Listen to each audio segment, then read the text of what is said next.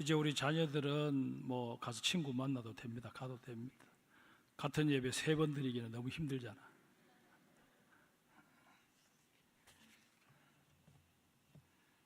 편하게 하셔도 돼요.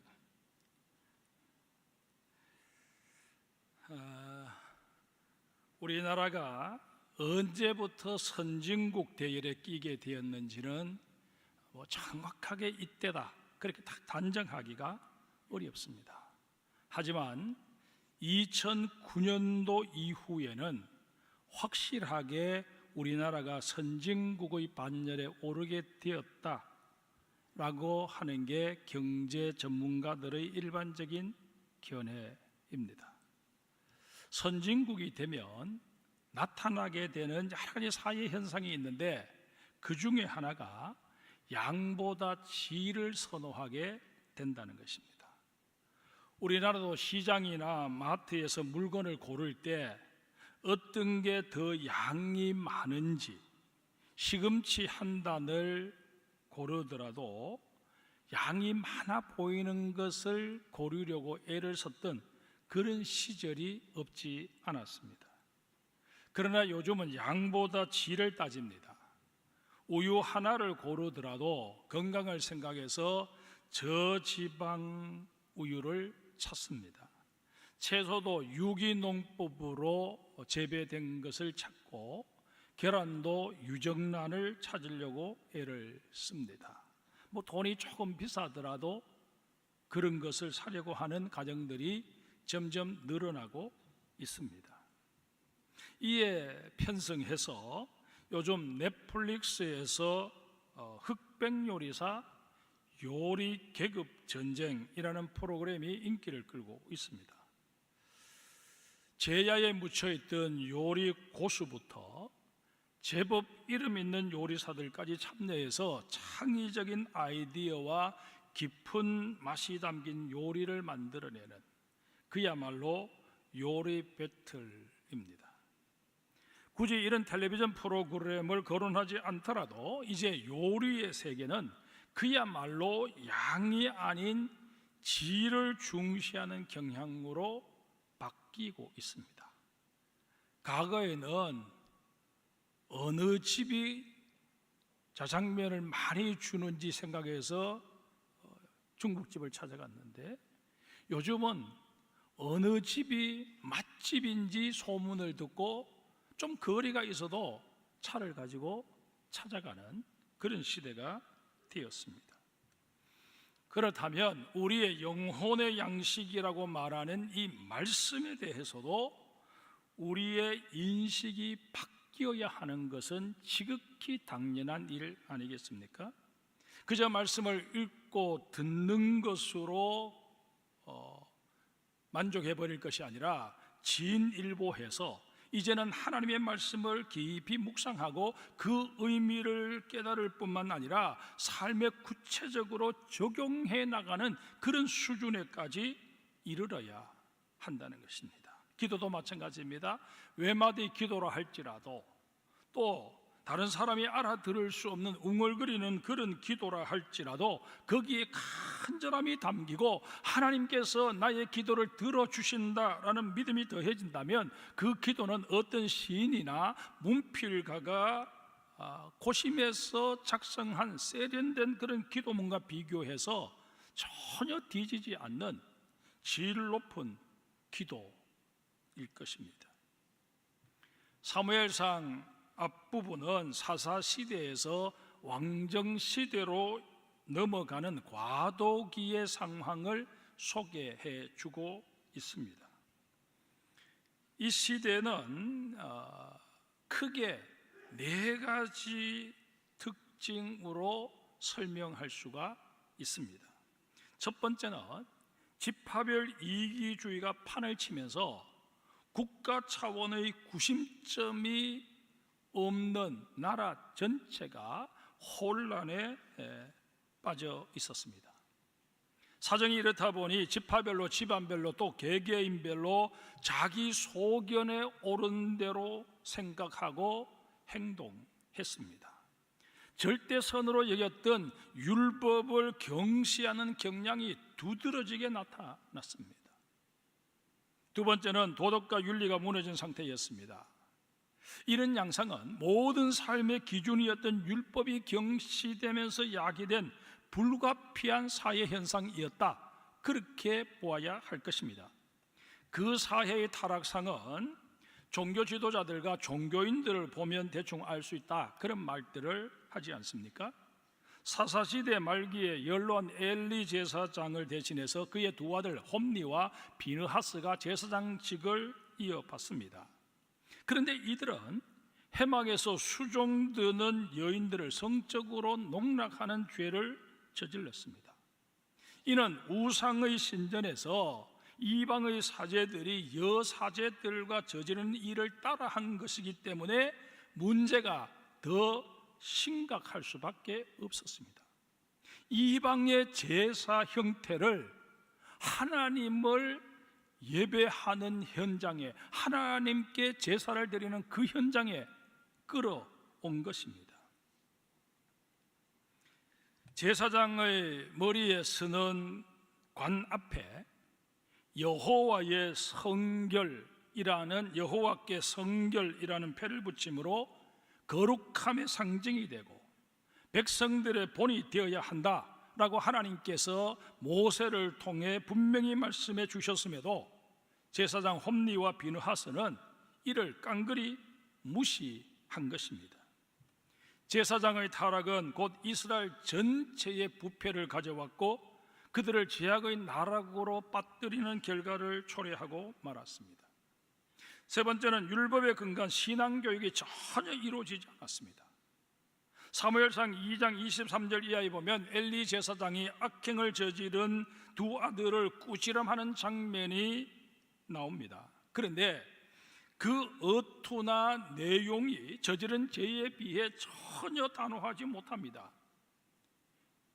하나님의 법대로라면 이 두 아들들을 백성에게 내주어서 투석형을, 돌을 던져서 죽이는 그런 형을 당하게 해야 옳았습니다. 그런데 엘리를 보세요. 그리하지 말라. 내게 들리는 소문이 좋지 아니하니라. 가볍게 꾸지람하는 것으로 그만이었습니다. 그야말로 솜방망이 처벌을 한 것입니다. 제사장의 가정교육이 이르리 일반 백성들이야 더 말할 나이가 없었을 것입니다. 교육이 무너진 나라는 미래가 없다고 하지 않습니까?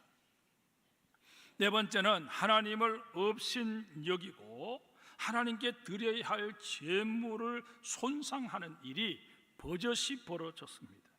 제사든 예배든 그 중심은 하나님이어야 합니다. 그러나 엘리의 두 아들 홈니와 비느하스는 그저 하나님께 제물이 드려지기도 전에 그 제물 중에서 자기 목 챙기기에 바빴습니다. 그야말로 염불은 뒷전이고 제사밥에 관심이 있는 타락한 종교 지도자들의 전형을 보여준 것입니다. 하나님의 건의는 또 존엄은 땅에 떨어질 대로 떨어진 상태였습니다. 사무엘서를 기록한 익명의 선지자는 이런 시대를 한마디로 이렇게 정의합니다. 사무엘상 3장 1절 우리 같이 읽겠습니다. 아이 사무엘이 엘리 앞에서 여호와를 섬길 때에는 여호와의 말씀이 희귀하여 이상이 흔히 보이지 않았더라. 이 구절을 현대인의 성경으로 제가 다시 한번 읽어드리겠습니다. 어린 사무엘이 엘리 밑에서 여호와를 섬기고 있을 당시에는 여호와의 말씀을 듣기가 매우 힘들었고 환상을 보는 일은 거의 없었다.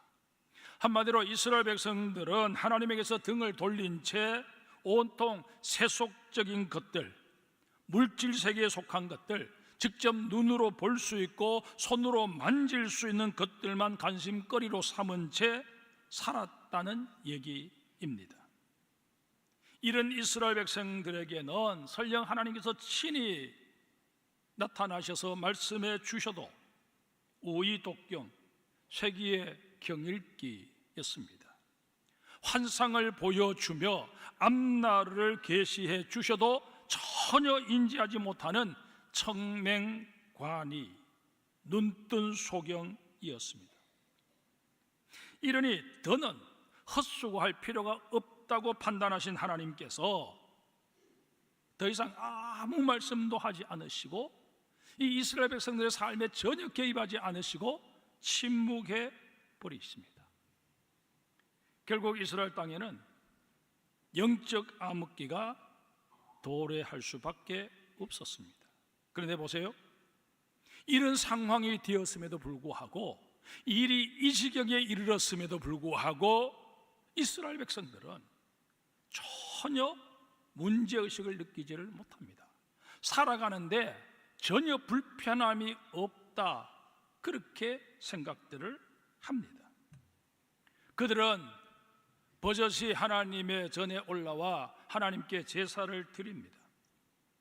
이미 하나님께서 그들의 제사를 받지 않으시기로 작정하신 까닭에 그저 애꿎은 짐승들만 죽어나가는 일이 그 땅에서 계속 이어져 내려온 것입니다. 그래도 이들은 자신들은 하나님을 잘 섬기고 있다고 착각했습니다. 이런 상황 속에서 속이 타신 분은 오히려 여호와 하나님이셨습니다. 이때와는 많이 동떨어진 다른 시대이지만 호세아가 활동했던 시대로 우리 한번 가봅시다. 호세아 1장에 보면 하나님께서 호세아 선지자에게 음란하기 그지없는 여자 고멜을 부인으로 삼으라고 명령하십니다. 고멜은 타락한 북이스라엘을 상징합니다. 고멜과 호세아는 결혼해서 첫 번째 아들을 낳게 되는데 하나님께서 그 이름을 이스르엘로 지으라고 말씀하십니다. 이스르엘이라고 하는 이름의 뜻은 하나님께서 흩으신다라는 뜻과 하나님이 심으신다, 전혀 상반된 두 개의 뜻이 다 담겨 있는 그런 이름입니다. 여기서는 전자, 하나님께서 흩으신다라는 뜻으로 사용되고 있습니다. 하나님께서 아들의 이름을 이렇게 지으라고 말씀하시면서 북이스라엘의 패망을 예고하신 것입니다. 너희들은 패망하는 정도가 아니라 아예 그냥 너희 민족을 흩어버려서 다시는 북이스라엘이라는 이름이 회복되지 못하도록 하겠다. 하나님이 그렇게 이 이스라엘이라고 하는 이름을 통해서 예고하신 것입니다. 그 이후에 두 번째로 딸을 낳습니다. 그 딸 아이의 이름은 로루하마로 지으라고 말씀하십니다. 긍휼을 받지 못한다라는 그런 뜻입니다. 하나님께서 이제 더는 이스라엘 백성들을 긍휼히 여기지 않겠다고 선언하신 것입니다. 세 번째 또 아이를 낳습니다. 남자 아이였는데 그 이름을 로암미로 지으라고 하나님 말씀하십니다. 내 백성이 아니다 라는 뜻입니다. 하나님을 떠나 우상을 숭배하는 백성은 이스라엘 아니라 그 누구라도 하나님의 백성일 수 없음을 분명히 하신 것입니다. 하지만 2장 1절에 보면 하나님께서 이내 그 이름을, 아이들의 이름을 고쳐 부르라고 말씀하십니다. 로루하마와 로암미라는 이름에서 부정부사 로를 빼고 로하마, 암미라고 부르라는 것입니다. 각각 긍휼을 받은 자, 내 백성이라는 뜻입니다. 여러분, 이런 일을 하나님께서 재차 말씀하신 것은 그 사이에 이스라엘 백성들이 철저하게 회개하고 하나님께로 돌아섰기 때문에 그 모습이 어여뻐서, 그래서 하나님이 이런 은혜를 베푸신 것일까요? 아닙니다. 이것은 일방적으로 우리를 향하신 하나님의 주체할 수 없는 사랑 때문에 벌어진 일이었습니다. 성도 여러분, 하나님이 갖고 계시는 최고의 약점, 아킬레스건이 뭔 줄 아십니까? 바로 우리를 사랑하실 수밖에 없으시다는 것입니다. 하나님은 여러분과 저가 하나님을 거역하고 하나님에게서 계속 등을 돌리고 하나님이 원치 않는 모습을 할 때마다 정말 우리를 미워하고 내치고 싶으시는데, 하나님 속에 자리하고 있는 그 놀라운 사랑이 그러지 못하도록 계속 막아버리는 것입니다. 이게 하나님이 가지고 계시는 최대 약점입니다. 하나님이 우리를 얼마나 사랑하셨으면 당신의 독생자 예수 그리스도를 우리를 위해 이 땅에 기꺼이 보내시고 그를 십자가에 매달아 죽이셨겠습니까? 이런 하나님을 떠올리며 다시 사무엘상으로 돌아와 봅시다. 하나님께서는 이스라엘의 회복을 위해 한 사람을 준비시키십니다. 바로 사무엘입니다. 사무엘상 2장 26절을 우리 같이 읽겠습니다. 아이 사무엘이 점점 자라매 여호와와 사람들에게 은총을 더욱 받더라. 여기서 사무엘이 점점 자랐다라는 이 표현은 이스라엘을 향한 하나님의 구원 계획이 점점 구체화되고 있음을 의미했습니다. 그렇다면 하나님께서 사무엘을 어떤 인물로 준비시키고 계셨을까요? 성경의 인물들은 대부분 그 이름 속에 그 사람의 삶이 담겨 있음을 확인할 수 있습니다. 사무엘도 예외가 아니었습니다. 사무엘이라고 하는 이 이름은 듣는다 라는 뜻을 가진 셰무아라는 동사와 하나님을 지칭하는 엘이라는 단어가 합쳐진 것입니다. 따라서 사무엘이라는 이름은 하나님께서 들으신다 혹은 하나님에게 듣는다 라는 의미를 가지고 있습니다. 사무엘이라고 하는 이 이름의 뜻을 좀 더 명확하게 알기 위해서는 사무엘의 그 출생 과정을 살펴볼 필요가 있습니다. 사무엘상 1장 1절을 봅시다. 에브라임 산지 라마다임 소빔에 에브라임 사람 엘가나라 하는 사람이 있었으니 그는 여로함의 아들이요 엘리후의 손자요 도후의 증손이요 수브의 현손이더라. 여기서 엘가나를 에브라임 사람 이렇게 설명하고 있습니다만은 사실상 그는 레위 지파 사람이었습니다. 여호수아가 가나안 땅을 정복한 이후에 이스라엘 12지파 레위 지파를 제외한 그 지파들에게 땅을 분배해 줍니다. 그리고 그 지파는 다시 가문별로 또 가정별로 이렇게 땅을 다 분배해 줍니다. 그런데 레위 지파는 예루살렘 근처에서 예루살렘을 섬기는 그런 레위 사람들을 제외하고는 땅이 분배되지 않았습니다. 그들은 각 지파로 흩어져서 그 지파에서 제공해 주는 그 땅에서 살아가도록 그렇게 했습니다.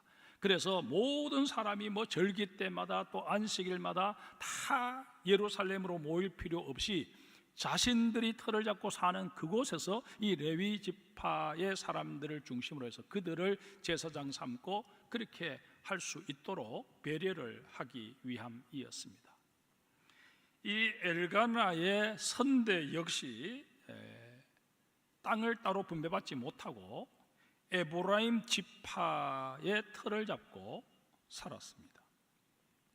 이런 까닭에 오늘 성경의 기자는 이 엘가나를 에브라임 사람으로 그렇게 소개하게 된 것입니다.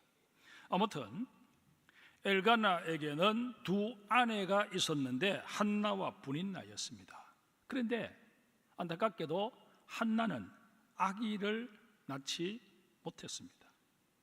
이런 한나를 분인나가 무시하고 걸핏하면 화를 돋우었습니다. 과거 우리나라에서도 여자가 아기를 낳지 못하면 칠거지약으로 여겨서 천대받고 구박받았던 그런 시절이 있지 않았습니까? 그런데 이스라엘에서는 한 수를 더 떠서 불임은, 아이를 갖지 못하는 것은 하나님께 벌을 받은 영고다, 그렇게 간주했습니다. 그러니 아이를 낳지 못하는 것도 서럽고 분한데 하나님의 저주를 받았다, 하나님께 버림을 받았다, 이런 취급까지 당해야 하니 그 아이를 낳지 못하는 여인들의 한이 얼마나 컸겠습니까? 분린나는 한나의 이런 면을 계속해서 공격한 것입니다. 그러니 한나의 마음이 어떠했겠습니까? 한 남자를 두고 첫째 부인, 둘째 부인으로 살아가는데 그 부인 중 하나가 자기를 계속해서 괴롭히니, 그것도 너는 하나님의 버림을 받은 여자가 뭘 얼굴 들고 다니느냐 식으로 공격을 하니 얼마나 그 마음이 아팠겠습니까? 하나는 하나님께 버림을 받았다라는 그 수모를 어떻게 해서든 해소하기 위해서 북이스라엘 사람들이 실로에 따로 세운 여호와의 집에 절기마다 올라가서 몇 날 며칠 거기 머물면서 하나님 앞에 한 맺힌 눈물의 기도를 드렸습니다. 사무엘상 1장 10절에 보면 한나가 통곡했다라고 했는데 이 말에 해당하는 히브리어 원어는 우바코티브케입니다. 직역하면 울고 또 울었다라는 뜻입니다. 한나는 하나님 앞에 앉아 딱히 기도를 할 것도 없이 하염없이, 그것도 흐르게 운 게 아니라 아예 막 통곡하며 운 것입니다. 너무너무 마음이 아프고 하나님의 은혜를 덧입고 싶어서 그렇게 한 것입니다. 엘리 제사장이 그런 한나를 보고서는 술 취한 여인이 이 여호와의 전에 올라와서 마치 그냥 행패를 부리는 것처럼 그렇게 오해를 할 정도였습니다. 여러분, 우리가 하나님께 무언가를 간구한다는 것은요, 내 마음 깊숙한 곳에 묻어 놓았던 것을 토해내는 것을 의미합니다. 이런 마당에 내가 이성적으로 논리적으로 기도한다는 게 가능하겠습니까? 사람이 정말 비통함에 빠져들어 버리면 논리적으로 점잖게 이성적으로 기도하는 것 거의 불가능할 수밖에 없습니다. 한나는 통곡하며 정말 하나님 앞에 떼를 쓰듯 그렇게 기도를 드리다가 하나님의 영이신 성령님이 지혜를 주셔서 서원 기도를 덧붙입니다. 사랑의 하나님을 다급하게 만들 만한 기도를 다 동원한 것입니다. 서원 기도라는 게 무엇입니까? 한마디로 나의 유익이 아닌 하나님의 유익을 위한 기도입니다. 한나를 한번 볼까요? 11절입니다. 만군의 여호와여, 만일 주의 여종의 고통을 돌보시고 나를 기억하사 주의 여종을 잊지 아니하시고 주의 여종에게 아들을 주시면 내가 그의 평생의 그를 여호와께 드리고 삭도를 그의 머리에 대지 아니하겠나이다. 그토록 원했던 아들을 얻게 되더라도 그 아들 내 품에 안고 이 아들은 나를 위한 아들이다, 그렇게 말하지 않겠다는 것입니다. 하나님께서 주셨으니 다시금 하나님께로 되돌려 드리겠다, 그렇게 약조를 합니다. 지금 한나에게 필요한 것은 아들 이전에 하나님의 사랑이었습니다. 자신을 괴롭히는 분린나의 말처럼 자신이 하나님께 벌을 받고 버림받은 게 아니라는 사실을 먼저 자기 자신이 인지할 수 있기를 원했습니다.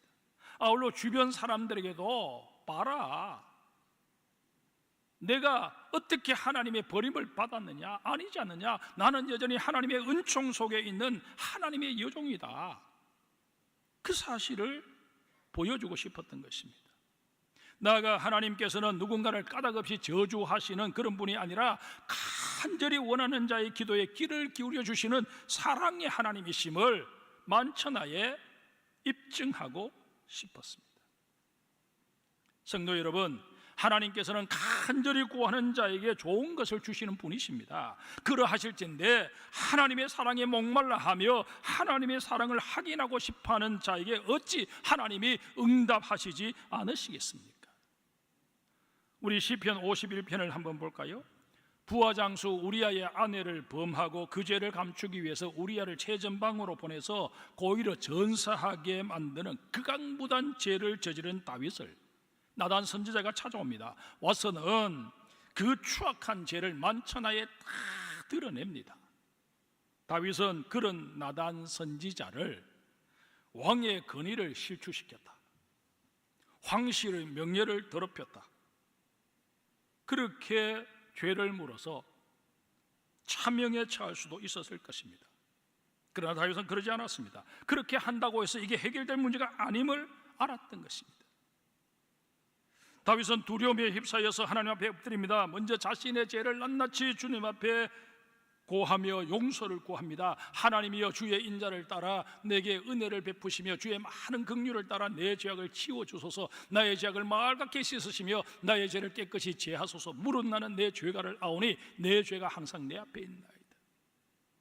하나님 앞에 내 죄를 용서해 주십시오. 하나님이 내 죄를 기억하시고 내 죄를 문제 삼으시면 나는 버틸 재간이 없습니다. 그렇게 하나님 앞에 죄를 용서해달라고 간구했지만 그렇다고 해서 내가 마치 죄 짓지 않은 자처럼 다 잊어버리고 그냥 떵떵거리며 고개 번쩍 들고 그렇게 살겠다, 그 얘기가 아닙니다. 나는 평생 하나님 앞에 정말 큰 잘못을 저지른 자로서 겸비하게 살아가겠습니다.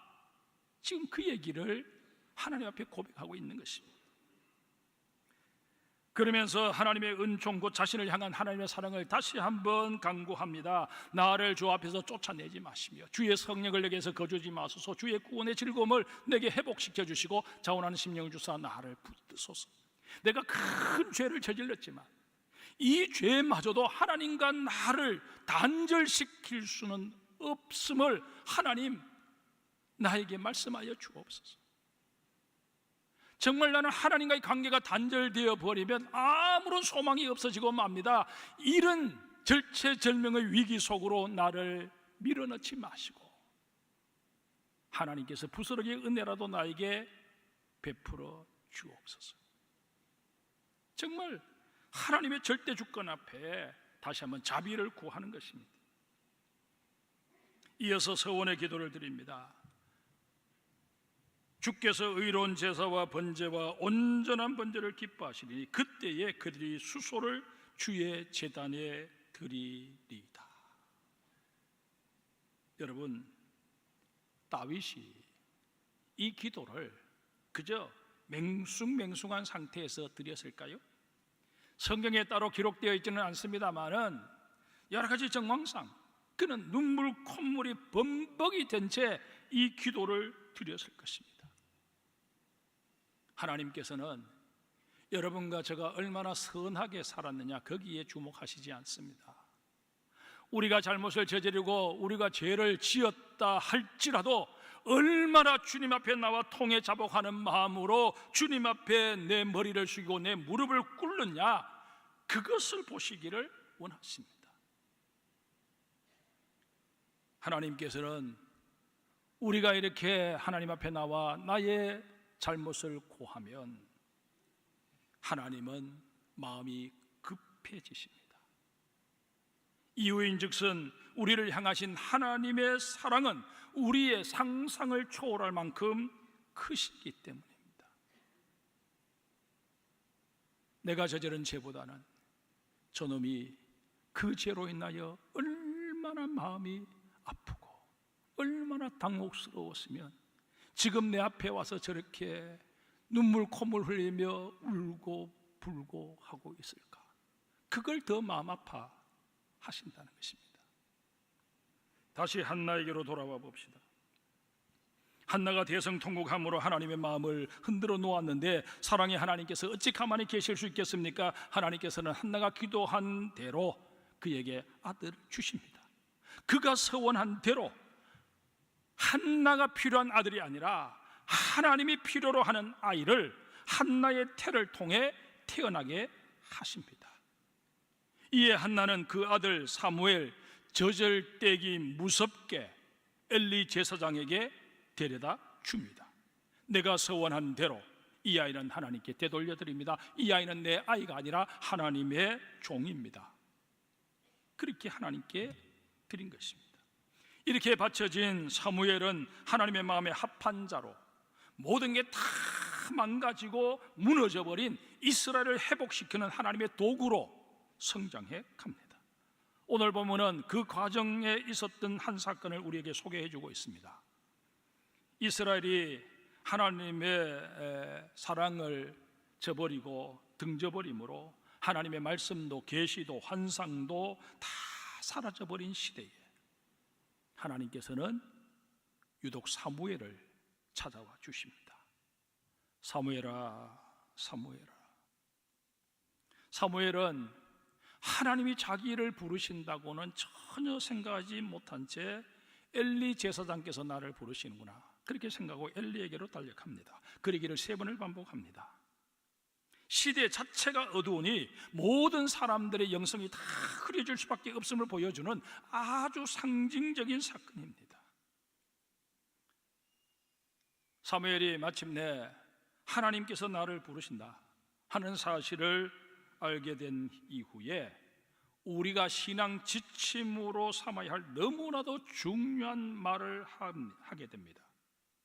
바로 다베르키 쇼묘아 아보데카 말씀하옵소서 주의 종이 듣겠나이다 라는 말입니다. 여러분 히브리어는 생소하니까 여러분들이 저 말을 처음 들어본 것 같지만 말씀하옵소서 주의 종이 듣겠나이다 라는 이 말은 여러분 많이 들으셨고 여러분들의 입으로도 고백했던 말일 것입니다. 여러분들에게 제가 감히 하나 제안하건대 지금 성경 통독 운동을 벌이고 있는데 성경은 읽는 게 중요한 게 아니고 그것을 읽는 가운데 하나님께서 내게 말씀하시는 메시지를 듣는 게 중요합니다. 그래서 여러분 오늘 댁에 돌아가시면 여러분들이 성경 표지 안쪽에 여백에다가 거기에 보면 이 성경을 누구누구에게 선물로 줍니다 하는 그런 거 쓰는 칸이 요즘은 성경들마다 다 있습니다. 거기에 다베르키 쇼메아 아부데카라는 저 말을 쓰면 좋겠고 저건 여러분 인터넷 찾으면 워낙 유명한 말이어서 히브리어가 나옵니다. 저희들도 히브리어를 배울 때 히브리어를 쓴다고 얘기하지 않고 히브리어를 그린다라고 얘기했습니다. 그냥 보고 그리면 됩니다. 그렇게 해놓고 또 이거 나중에 못 읽으면 안 되니까 한글로 다베르키 쇼메아 아부데카라고 적어놓고 그 밑에 말씀하옵소서 주의 종이 듣겠나이다 그렇게 적어놓으면 이것을 내가 통독을 시작하면서 이런 의미로 썼다. 나는 주의 종으로서 하나님 말씀을 듣겠다. 그래서 성경을 통독하기 위해서 성경을 펼 때 제일 먼저 안쪽 페이지를 펴서 먼저 말씀하옵소서 주의 종이 듣겠나이다 그렇게 기도하는 심정으로 이 구절을 읽고 그 다음 여러분들이 읽으실 내용들을 읽으셨으면 좋겠다라는 말씀을 드립니다. 여러분 이제까지는 사무엘이라는 이름을 하나님께서 들으신다, 우리의 기도를 하나님께서 들으신다 라는 그런 의미로 맞추어서 설명을 드렸습니다. 지금부터는 이 사무엘이라고 하는 이름이 하나님으로부터 듣는다, 하나님에게 듣는다 라는 의미로 전환해서 말씀드리고자 합니다. 기도는 나의 간구에 하나님께서 귀를 기울이고 응답하는 것인 동시에 하나님께서 하시는 말씀을 종인 내가 듣는 것입니다. 이런 면에서 좋은 기도는, 깊이 있는 기도는 양방향이어야 합니다. 우리가 1월의 도서로 정해서 읽었던 생각 없음이라는 책 69페이지를 보면 고참 악마 스크루테이프가 풋내기 악마이자 조카인 웜우드에게 이렇게 말합니다. 우리의 목표는 그 성도가 하나님께 말하고 있다는 환상에 빠지게 만드는 거다. 우리의 기도가 하나님이 아닌 그저 환상 속에서 하나님이 내 기도를 들으실 거야, 막연한 기대 속에 기도를 드리도록 만드는 게 마귀의 술책이라는 것입니다. 마귀는 단 한 번도 여러분과 저더러 기도하지 말라 그렇게 말하지 않습니다.